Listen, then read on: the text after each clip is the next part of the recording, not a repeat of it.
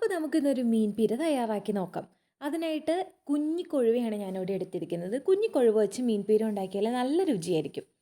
അപ്പോൾ കഴുകി വൃത്തിയാക്കി വെച്ചിരിക്കുന്ന മീനിലേക്ക് കൊടംപുളി, കറിവേപ്പില, പച്ചമുളക്, ചെറിയുള്ളി ആയിരിക്കും ഇതിന് രുചി കൂട്ടുക. അപ്പോൾ കുറച്ചധികം ചെറിയുള്ളി, പിന്നീട് ഇഞ്ചി, മഞ്ഞൾപ്പൊടി, മുളക് പൊടി, ഉപ്പ്, ആവശ്യത്തിന് വെള്ളം ഇത്രയും ഒഴിച്ച് നന്നായിട്ട് ഇളക്കിയതിന് ശേഷം നമ്മൾ അടപ്പത്ത് വെച്ച് മൂടി വെച്ചിട്ട് വേവിക്കുക. ഇനി മീൻ നന്നായിട്ട് വെന്ത് വരണ വരെ നമ്മൾ ഈ മൂടി വെച്ച് വേവിക്കണം. പിന്നീട് അതിൽ കുറച്ചധികം വെള്ളം ഉണ്ടാവും. അതിൽ കുറച്ച് വെള്ളം നമ്മൾ തുറന്ന് വെച്ച് പറ്റിച്ചെടുക്കണം. അതിനുശേഷം മാത്രം നമ്മൾ തേങ്ങ അരപ്പ് ചേർക്കുക. അപ്പോൾ ആ തേങ്ങ ഒന്ന് ആവി കയറി വേവാനുള്ള വെള്ളം മാത്രം പിന്നീട് അതിൽ മതി. നമുക്ക് അരപ്പ് തയ്യാറാക്കിയെടുക്കാം. അതിനായിട്ട് കുറച്ച് തേങ്ങ, ചെറിയുള്ളി, അതുപോലെ തന്നെ മുളക്, 2 വേപ്പില ഇത്രയും കൂടി ഇട്ടിട്ട് നമ്മൾ അവിയലിനൊക്കെ അരച്ചെടുക്കില്ലേ, അതുപോലെ ഒന്ന് കറക്കിയെടുക്കുക മിക്സിയിലിട്ടിട്ട്.